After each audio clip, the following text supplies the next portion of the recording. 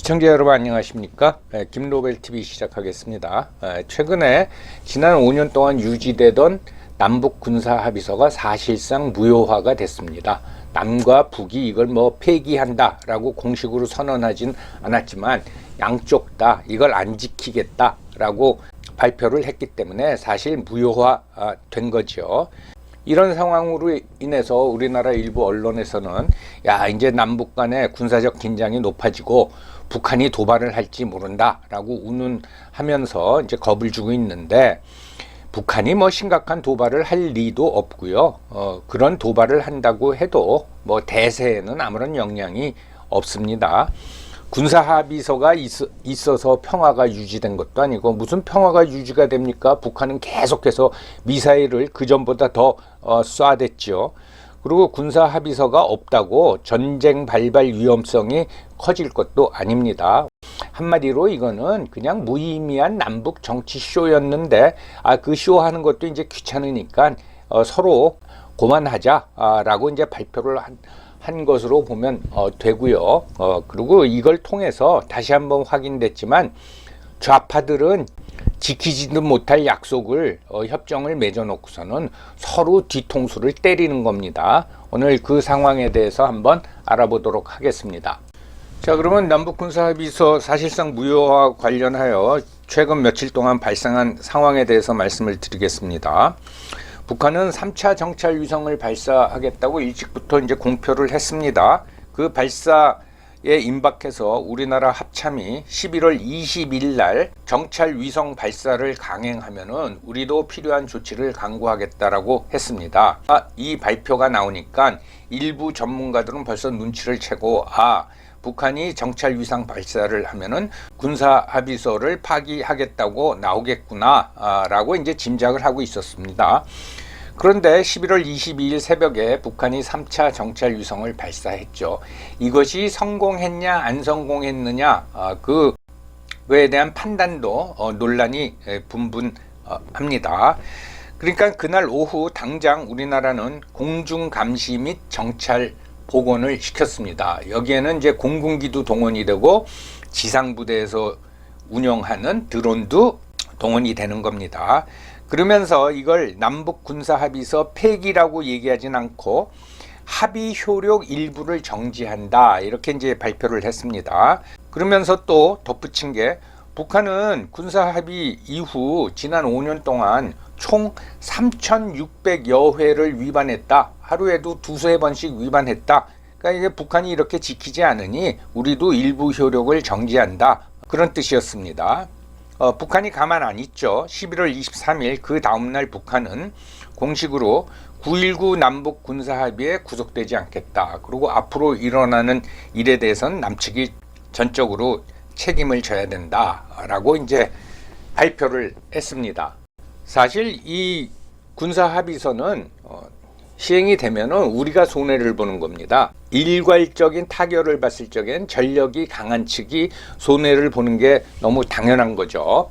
예를 들어서 남북 축구 시합을 하면서 서로 상대방 중에서 제일 잘하는 선수를 빼고 하자. 그러면 우리는 이제 손흥민 선수가 빠지는 거죠. 북한의 에이스가 빠지는 거하고 우리 팀에서 손흥민 선수가 빠지는 거는 비교할 수가 없죠. 물론 손흥민 선수가 빠지더라도 우리 전력이 북한보다 월등하기 때문에 큰 영향을 안 미치겠지만 아무튼 상대적으로 보면 우리가 더 이제 손해를 보는 거죠. 그럼에도 불구하고 우리가 이제 군사 합의서를 시행했습니다. 이 군사 합의서는 여러분 2018년에 평양에서 발표된 문재인 대통령하고 김정은 위원장 사이의 그 평양 공동선언의 부속 합의서입니다. 그 평양 공동선언은 총 5개 분야로 돼 있는데 앞이 첫 번째가 비핵화 분야, 두 번째가 군사 분야, 세 번째가 경제 분야, 네 번째가 이산가족 분야, 다섯 번째가 문화체육 분야. 이 중에서 군사 합의서가 작성된 군사 분야 말고는 지켜진 게 하나도 없습니다. 한번 살펴보면요. 비핵화 분야를 보면은 내용이 동창리의 엔진 시험장과 대륙간 탄도미사일 발사대를 유관기간 찬간 안에 영구적으로 폐기한다. 이거 당연히 안 지켜졌죠. 그 다음에 마지막 문화체육 분야를 보면은 2032년 하계 올림픽 남북 공동 개최를 한다. 참 말도 안 되는 걸 약속하고 온 겁니다. 그리고 2008년 10월 중 평양예술단 서울 공연을 한다 했는데 안 보냈습니다. 그런 간단한 것도 안 지키는데 무슨 뭐 거창하게 비핵화 분야 뭐 이런 걸 지키겠습니까? 그래서 여기서 구체적인 성과가 나온 거는 군사 분야밖에 없습니다. 그리고 이제 경제 분야를 보면은 서해 및 동해선 철도와 도로 착공식을 하고 서해 경제 특구를 설치하고 동해 관광 특구를 개설하고 개성공단과 금강산 관광을 정상화한다. 이렇게 이런 내용으로 되어 있는데 뭐 개성공단은 거꾸로 남북 합동 연락소를 아주 파괴시켜 버렸고 금강산 관광은 그 현대에서 지은 호텔을 아예 철거시켜 버렸죠. 그러니까 무슨 뭐 철도와 도로 착공을 하고 경제 특구를 개설한다. 이게 무슨 말입니까? 나만 보고 돈 대라 이거죠. 그런데 이것도 하나도 안 지켜졌습니다. 그러니까 여러분 우리가 이제 북한을 많이 비난하지만 우리가 가서 이런 약속을 하고 그걸 제대로 못하니까 북한도 뭐 배신감을 느끼는 겁니다. 뭐 남쪽에서 돈 준다고 그러더니 뭐 그래서 공동선언까지 발표했는데 남쪽에 하나도 안 지켰구나. 북한 입장에서는 배신감을 느낄만 하죠. 군사 분야는 굉장히 구체적인 것까지 다 돼 있습니다. 그건 뭐 이미 이제 많은 보도가 됐기 때문에 다시 반복을 안 하겠습니다. 그래서 이 평양 공동선언을 보면은 군사 분야 말고는 지켜진 게 하나도 없다라고 했을 적에 북한이 이 평양 공동선언에서 노린 거는 이 군사 분야의 군사 합의서라고 저는 보는 겁니다. 경제 분야 어떤 무슨 철도 보수 작업을 하고 도로 보수 작업을 하고 해주면 좋고 돈이 들어오니까 그렇지 않더라도 군사 분야 합의서를 통해 가지고 이것만 지켜도 자기네는 좀 이익이다. 그래서 여기에 주안점을 두지 않았느냐 그런 이제 판단을 할 수가 있는 거죠. 요 왼쪽 사진이 당시 우리나라 국방부 장관 송영무하고 그리고 북한의 인민무력상 노광철 사이에서 작성된 남북 군사 합의서이고 이 오른쪽 사진이 그 서명을 하고 두 사람이 기념사진을 찍은 겁니다. 그 뒤에 우리 이제 문재인 대통령이 보이고 요 사이로 또 이제 김정은 위원장이 보이죠.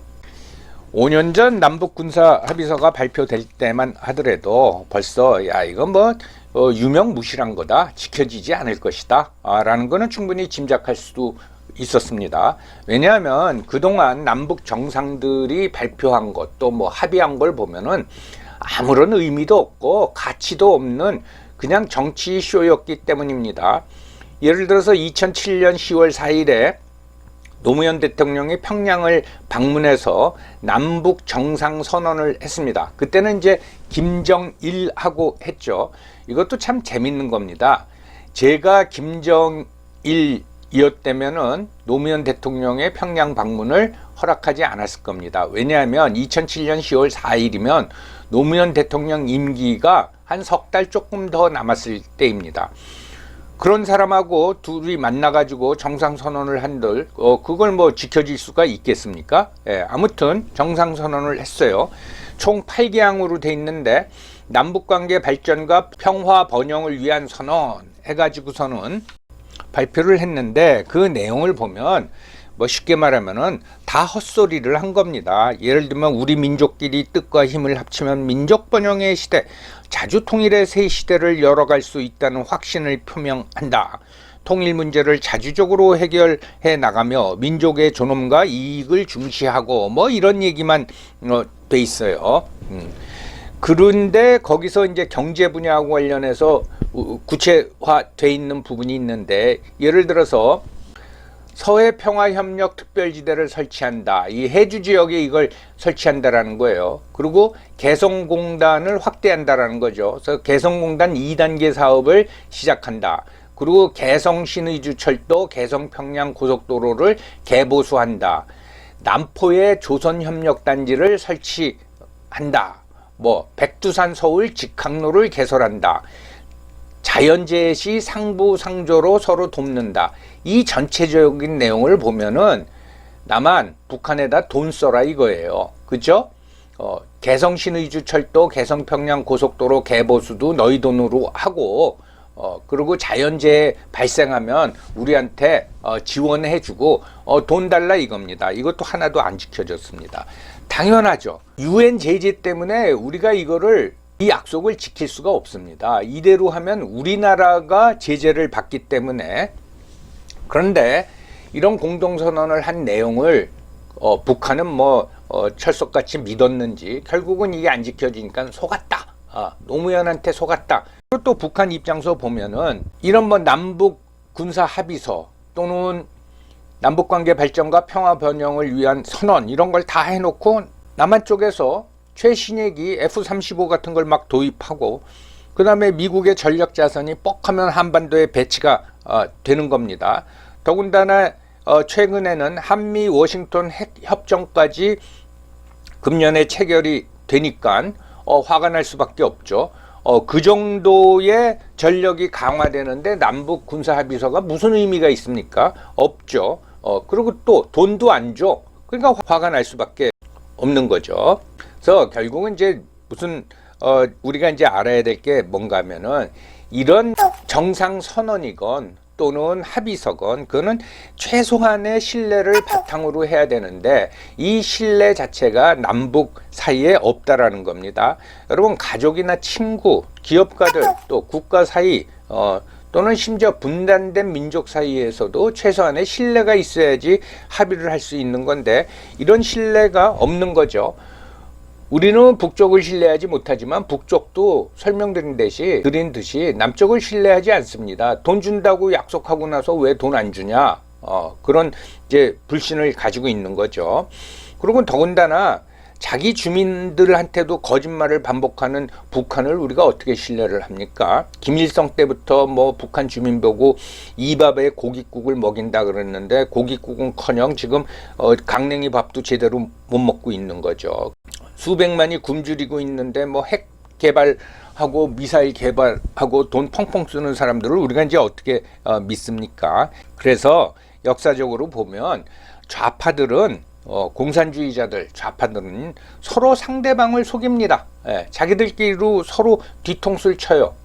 지키지도 않을 약속을 남발하면서 그렇게 이제 뒤통수를 치는데 우리는 북한한테 뒤통수를 맞았다라고 생각할지 모르지만 북한도 남한한테 뒤통수를 맞았다. 노무현 못 믿겠다. 문재인 못 믿겠다. 그런 생각을 가지고 있다라는 거죠. 그래서 전혀 신의가 없고 약속을 안 지키는 사람과는 협정이 무의미하다. 이런 정치 쇼는 이제 그만하면 좋겠다라는 생각이 들고요. 여러분, 남북 군사 합의서가 제대로 지켜지려면은 감시 체계가 들어와야 됩니다. 이 사람들이 이걸 지키나 안 지키나. 즉, 남쪽의 어떤 장교단이 북한에 가서 북한군이 이걸 제대로 지키냐 안 지키냐를 감시해야 되는 거고요.